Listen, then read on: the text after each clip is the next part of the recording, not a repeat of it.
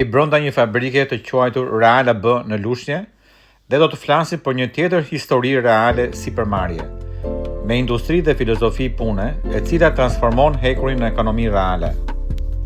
Shikojmë profile mekanike, vinça, makineri që presin çelikun, metalet, punëtorë në lëvizje, kamion që ngarkojnë struktura. Është një ekonomi që ka erë hekuri, zhurmë makinerish dhe shkëndija saldimi, sepse dikush duhet të ndërtojë fabrika, sera, magazina, ura dhe struktura. Një kompani shqiptare në Lushnjë që prodhon struktura metalike. Mi se vini në Gabriel Talk Business. Endi, mirëdita, faleminderit për mikpritjen në fabrikën tuaj. Jemi në Lushnjë, jemi në fabrikën Real AB, është një kompani e ngritur prej shumë vitesh në industrinë e përpunimit metaleve dhe çelikut. Jemi këtu në këto ambientet e kësaj fabrike. Shpesh kur kujtojmë dhe flasim për sipërmarrjen, kemi parasysh që jo gjithmonë sipërmarrja është në zyra të bukura, me kompjutera, me ambiente luksoze, programime dhe grafike, por kemi edhe një fabrikë që prodhon. Prodhimi është kryesor, prodhimi është shumë i rëndësishëm. Kemi të bëjmë me metale, me çelik, me industri, me transport. Këtu ku prodhohet struktura e ekonomisë, struktura e fabrikave shqiptare. Kam kënaqësi që jam me Endin. Kënaqësia është ime, profesor. Pasarësit, është gjimtari i pronarit të kësaj fabrike dhe iniciatori të këtij investimi. Timat që ka mbi 30 vjet në këtë treg.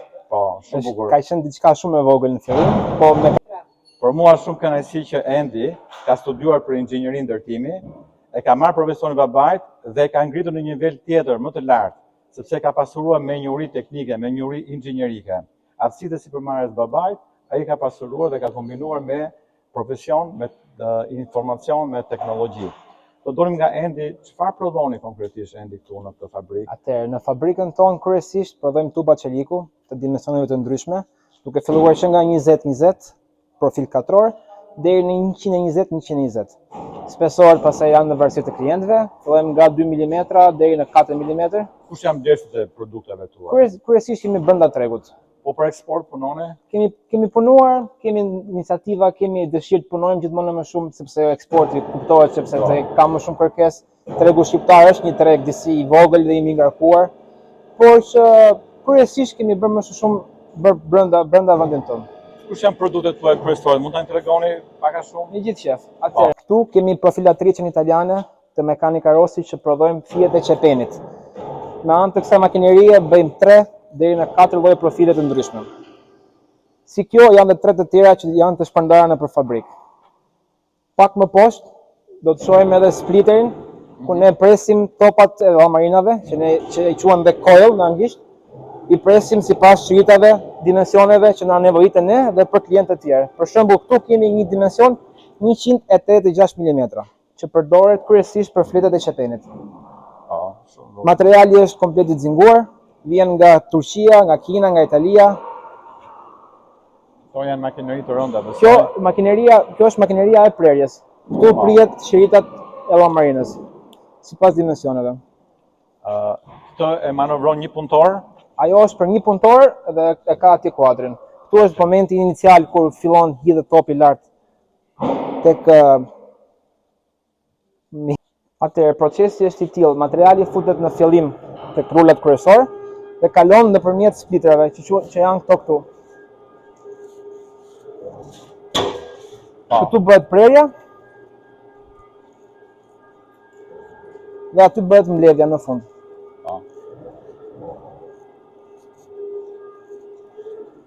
Atë, këto pak atë kemi marrë me anë të ju, atë makinerinë. Kjo është një linjë teknologjike që e keni blerë me fondin italo-shqiptar para disa viteve.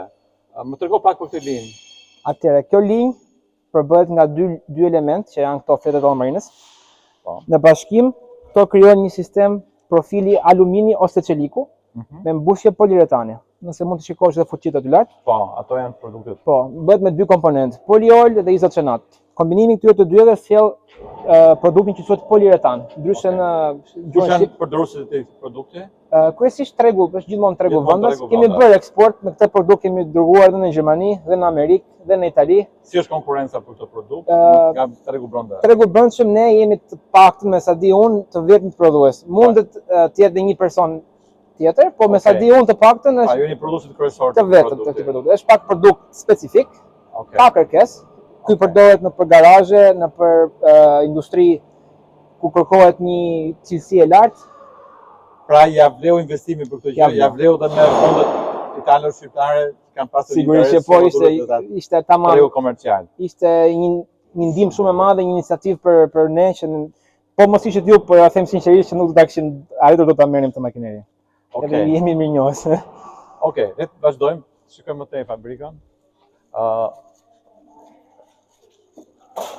Ju keni edhe një kantier në Tiranë apo jo? Kemi një kantier në Vor, po. Në Vor. Kryesisht tu bëhet prodhimi, atje kemi më së shumë magazinim. Po. Kemi edhe grupet e montimeve që mbajnë atë që qëndrojnë atje. Pasi Tirana është vendi ku tregu është fokusuar. Tu bëhet shkarkimi i materialit. Pra këtu fillon linja. Po. Ky është profili. Okej. Filmoj këtë profilin. Këtu është një repart ndihmës i tonave dhe frezave, të cilët përpunojnë produktin përfundimtar. Po.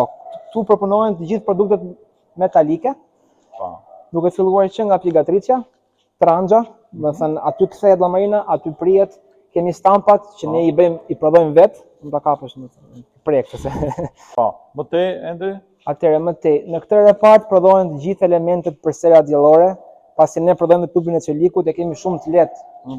Duke qenë se dhe stampat i prodhojmë vetë, për të prodhuar çdo aksesor që na duhet, përveç se plasmasit që e blejmë, çdo gjë. Për serat më duket se fermerët i blenin nga Hollanda, nga Izraeli, tani mund t'i marrin nga Juve. Po. Jeni produs. Jemi sipas standardeve europiane, sipas CE-s. Keni standardet cilësinë. Po, jemi të certifikuar. Dhe besoj besoj jemi më mirë. Sigurisht që po, duke qenë se Shqipëria ka një forcën e punëtorëve ka pak shumë ekonomike, normalisht që çmimi përfundimtar do dalë shumë më i pak. Atëherë shpresojmë që fondet e bujqësisë të rihapen shumë shpejti. Shpresojmë që po. Ne me AZBR-n dhe me IPART-in kemi punuar ndër vite. Okej. Edhe para disa vitesh ishim në Fier, në Goret të Fierës, ku bëm rreth 30.000 metra katror projekte. Shpresojmë që do t'i japin sërish ato fondet, pasi edhe është një ndihmë e madhe edhe për fermerët dhe po edhe për bizneset e brendshme si puna jon. Okej. Mirë, atëherë vazhdojmë në zyrë? Po. Atëherë jemi në pjesën e Shqipërisë si prodhon. Shqipërisë i cila provon, teston, krijon, konkuron me tërë ndërkombëtare. Në industri të vështira, në industri prodhuese. Natyrisht që bujari është investitori i parë i fabrikës i kompanisë dhe djali e vazhdon me eksperiencën. Do duhet të dije pak motivimin fillestar, si filloi ky biznes. Pra kush të inspiroi, kush të nxitej që të investosh në industri të vështirë, në industri të rëndë, nuk është industri e lehtë. Atëherë si gjithë shqiptarët kemi të eksperiencën tonë e kemi bërë jashtë Shqipërisë. Ke qenë në Greqi? Unë kam bërë rreth 4 vite në Greqi. Më pas erdhëm në Shqipëri. Me ide që diçka të bëjmë. Edhe funksionon. Neve fillimisht kemi filluar me Kush është makineria e parë që vete? Atëherë makineria e parë ka qenë një makineri e vjetër italiane, një profilatrice për qeverin. Po. Dhe pas asaj edhe shumë makineri të tjera. Fillimisht kemi marrë të përdorura, të revizionuara, pastaj kemi hyrë te makineritë e re. Ne kemi përdorur 2 herë kompaninë tuaj, kredi nga SME, Fondi Italian Shqiptar. Fondi Italian Shqiptar, dhe kemi marrë 2 herë nga 500.000 euro. Po që korrekt me juve. Patjetër. Ju bëri punë kredia? Sigurisht. Ne jemi të veçantë në atë prodhim. Po të kthehemi vite më parë, sa është shritur biznesi, kuptimin e përqindjes? Është shritur në mënyrë interesante? Sigurisht. Ne aktualisht tani kemi rreth 16 punëtorë. Fillimisht kemi pasur vetëm 4 punëtorë. Jemi duke u zgjeruar sërish tani me sistemet e re të sistemit fotovoltaik. Bëjmë strukturët e tyre, njëkohësisht edhe strukturat për serët diellore. Me plasmas serët diellore. Me endin fola që më tha që keni edhe një kapanon në Vor, në Tiranë, pavarësisht kësaj fabrike në Gjoshnjë. Të dyja kombinohen në biznesin tuaj. Ja, të dyja të përfshirë. Je optimist për të ardhmen? Mendoj se po. Nëse kemi shumë shpresë tani me këto parkin e parkit, Po. sepse ne jemi besoj prodhuesit, s'po ta them të vetëm, por këtu në Shqipëri besoj se jemi shumë të veçantë. Po, fola me ende për pjesën e serave. Është produkt shumë interesant sepse konkuron me produktet hollandeze, izraelite, italiane, Me një kosto shumë me të ulët. kosto më të mirë dhe me standard. Në këtë rast. Duke qenë se ne marrim vendin e parë në Mali, e presim, prodhojmë tubot në dimensione të ndryshme, të cilësuara këto, dhe më pas I stampojmë sipas formës. Bëjmë aksesorë. Kush është vlera shtuare e Endit, djalit tonë, në këtë biznes, i cili ka studiuar për inxhinieri? Shpesh kemi probleme me njëri tjetrin. Konflikte nga ana teknike, eksperienca kundër Sa shkollës vjetër edhe kemi diçka të prekur me dorë, diçka të prekur në rrugë, kurse këta janë më avangardë. Nuk duhet t'i lësh pak besueshmëri të res, diturisë, njohurisë. patjetër po. Endi si e shikon ti perspektivën e biznesit në këtë drejtim, në këtë industri? Fusha jonë është një fushë që është gjithmonë më shumë në zhvillim, po ta keni vënë re ndërtimi nuk ka mbaruar asnjëherë, sapo ka filluar në Tiranë, në Shqipëri, dhe ka aplikime të mëdha. Shiko, ne dikur në teorinë e biznesit flisnim dhe i komunikonim atyre sipërmarrësve të rinj që të përpiqeshin të bënin biznese që nuk arrihen të kopjohen nga të tjerët. Se të bësh bar, kafe, restorante, turizëm, të gjithë din ta kopjojnë këtë lloj biznesi.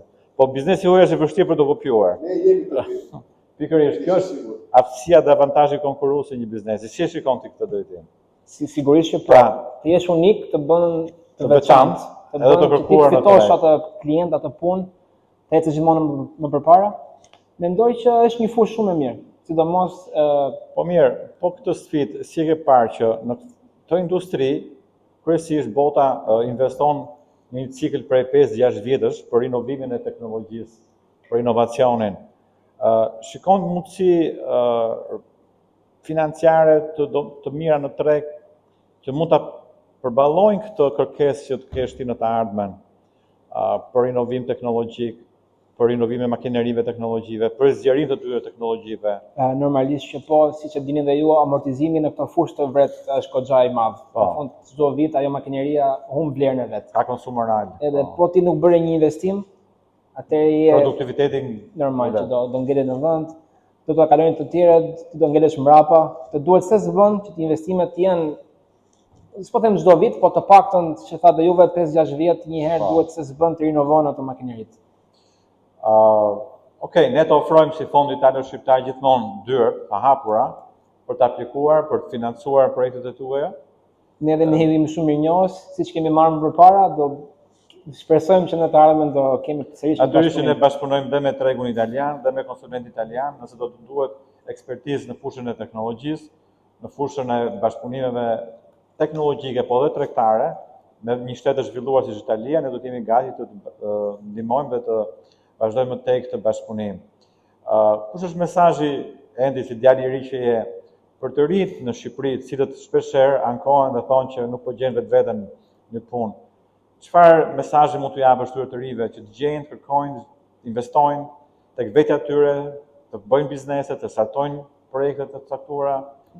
Mesazhi atëherë. Ti ke shumë shokë miq këtu. Kam. Shumica atyre me thënë të drejtën kanë preferuar një jetë tjetër, kanë larguar nga Shqipëria. Migruar. Po, sepse jo të gjithë kanë pasur mundësinë financiare duke pasur mundësi.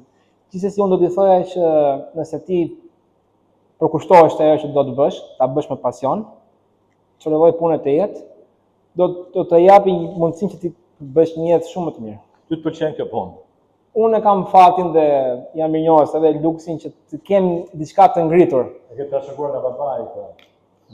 I është dashur shumë mund edhe sakrificë.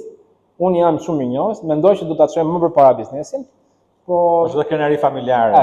Është diskutohet. Por që të gjithë mund të bëjmë pak, që Shqipëria të bëhet një vend pak më i mirë dhe mos të largohen të rinjt edhe. Jo, është e rëndësishme sepse biznesi si puna juaj në industri prodhuese rrisin produktivitetin ekonomik. Dhe ne duam shumë që ky produktivitet të arrijë në standardet europiane.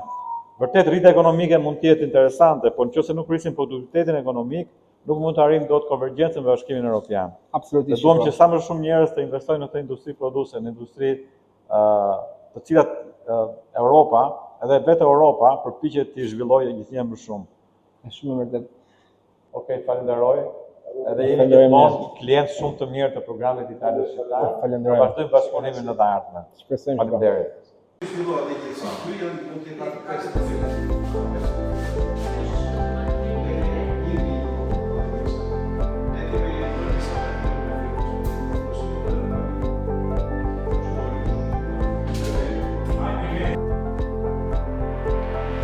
Industria është zemra e padukshme e qytetërimit modern.